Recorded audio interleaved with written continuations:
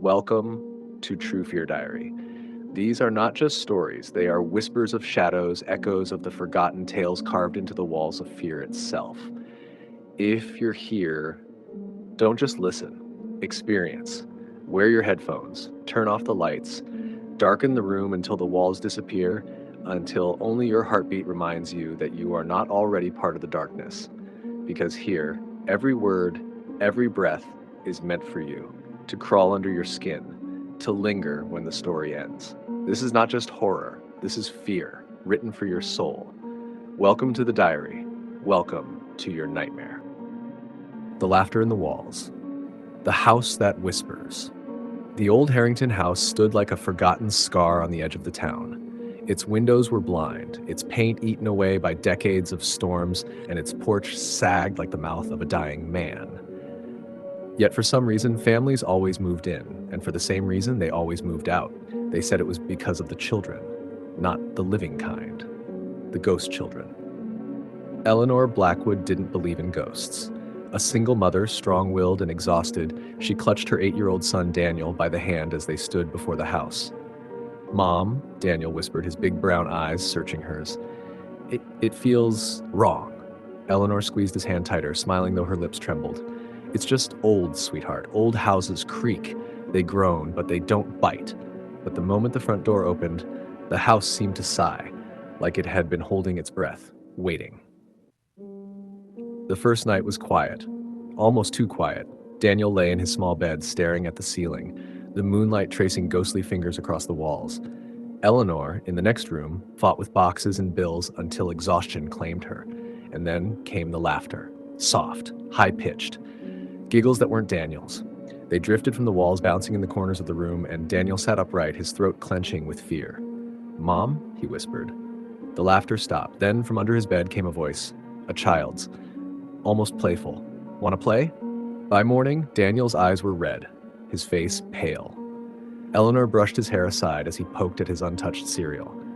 "Bad dreams again?" she asked gently. He shook his head. "Not dreams. They talked to me. Kids. They said, they want me to play with them." Eleanor's chest tightened. She wanted to dismiss it, to blame it on imagination, but the way Daniel's voice cracked, the way his small hands shook, it felt too real.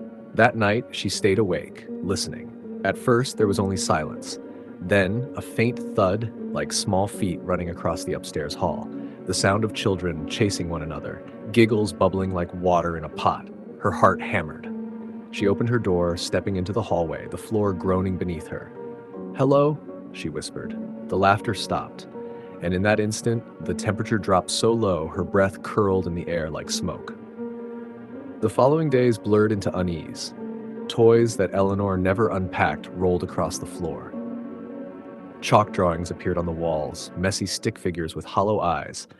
At night, Eleanor heard her son whispering, answering someone unseen. One evening, she found Daniel in the corner of his room, knees to his chest, whispering to the darkness. "Who are you talking to, sweetheart?" she asked softly. His eyes flicked to her, wide and wet. "They said I shouldn't tell, or you'll take me away." Eleanor's blood turned to ice. "Who said that?" "The children in the walls," Daniel whispered. "They said they used to live here, but the house didn't let them leave."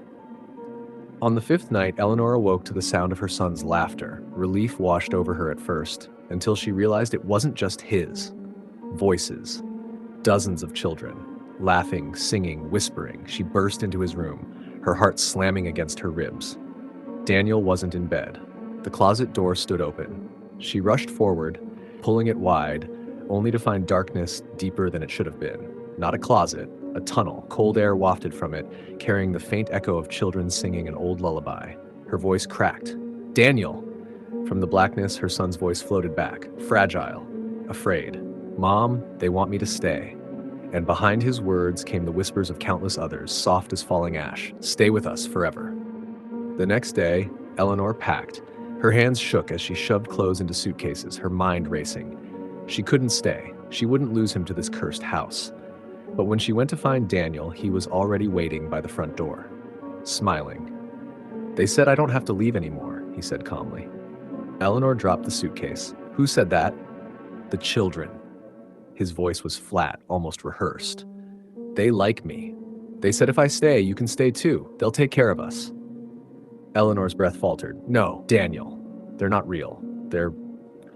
But before she could finish, every door in the house slammed shut at once. Windows rattled, the walls groaned as if alive, and then she saw them, for the first time. Dozens of pale faces pressing against the wallpaper, their hollow eyes peering through the faded floral print. Small hands reached out from the plaster, fingers twitching. Children. Dead children. And they were smiling. That night, Eleanor held her son tightly, whispering prayers she hadn't spoken in years. But Daniel didn't answer. His eyes stared at the ceiling, unblinking, as if he were listening to someone she couldn't hear. The laughter returned, swelling louder, filling every corner of the house until it felt like it was inside her skull, and beneath it one voice, older, sharper, dripping with hunger. She belongs to us too. Eleanor realized the truth too late. The children weren't lonely. They weren't lost. They were hungry. Hungry for more playmates. Hungry for more souls. And they had already chosen their next one. The house did not sleep. That night, as Eleanor clutched Daniel against her chest, she realized the laughter never faded. It grew louder, richer, as if the children were circling closer and closer, waiting for her resolve to crack. Daniel, she whispered into his hair, look at me. Listen to my voice. You're not theirs. You're mine. But his body felt distant, too still. His eyes, though open, seemed fixed on something above her, something she could not see. The children are nice, Mom, he murmured dreamily. They said I don't have to feel alone anymore. They said I can play forever. Eleanor bit her lip until blood filled her mouth. You won't. I won't let them take you. From the corner of the room, a chorus of whispers answered her, layered voices dripping with cruel delight. You can't stop us. The history in dust. When dawn came, Eleanor left Daniel in the living room, swaddled in blankets, and searched the attic. If this house had claimed others before, there had to be records, traces, something to explain the curse. The attic was a mausoleum of forgotten lives, dusty trunks, broken toys, and yellowed newspapers. She tore through boxes until she found one labeled Harrington. Inside, brittle papers told a story of wealth turned to ruin. The Harringtons had 5 children who had all died within the house in the winter of 1903. Fever, the newspaper said. But a journal at the bottom of the box told otherwise. The last entry, written in a shaking hand, read, open quote, the children are not sick. The house feeds on them. It will not let them go. Their laughter never stops. Forgive me, close quote. Her hands trembled as she dropped the book. The house wasn't haunted by children. It had devoured them. Their souls trapped, twisted, turned into bait to lure more. The pull. When Eleanor rushed downstairs, Daniel was gone. The blankets lay empty, cold, her chest constricted as panic swallowed her. Daniel! The laughter answered, bouncing off every wall. It came from everywhere at once, 1,000 invisible mouths. She followed the sound, stumbling through darkened halls until she reached the basement door. The wood was cracked, swollen, as if resisting her hand. She forced it open, a gust of air rolling over her like an icy tide. And there he was. Daniel stood at the bottom of the stairs, his small body surrounded by pale figures. Children, dozens of them, their translucent skin glowing faintly, their eyes black pits of endless night. They held his hands, tugging him deeper into the shadows. Daniel! Eleanor screamed, rushing down. He turned to her, his face strangely calm. It's okay, Mom. They just want to play. They said if I stay, you can stay too. You'll never be alone again. Tears blurred her vision. I don't need them. I only need you. The ghost children tilted their heads in unison, their smiles stretching too wide. From their mouths came a single voice, hollow, echoing, ancient. He is ours, and so are you. The bargain. Eleanor dropped to her knees, choking on her sobs. Please, don't take him. Take me instead. The air grew heavy. The children froze, their hollow eyes fixed on her. Daniel blinked, confusion flickering across his face. You'd stay? He whispered. Yes, she said without hesitation. If it means you're free, I'll stay. The house groaned, the walls trembling with approval. The laughter swelled, sharper now, triumphant. One of the ghost children stepped forward, a little girl with braided hair and a cracked porcelain doll in her arms. Her lips barely moved as she whispered, blood for blood, a soul for a soul. If you stay, he may leave. Eleanor's heart hammered. She could feel the trap closing around her, but her love for Daniel drowned every thought of herself. Then take me. The release. The children surged forward, their cold hands brushing her skin, pulling, tugging. She gasped as their chill seeped into her bones, dragging her down into the floorboards. "Run, Daniel," she screamed. "Get out. Don't look back." But Daniel clung to her hand, tears streaming down his face. "No, I won't leave you, Mom. I can't." The children hissed in unison, shadows wrapping around her ankles. Eleanor felt her strength bleeding away, her skin turning numb, her voice breaking. "Please," she begged, her eyes locked on her son's. "Live. For me."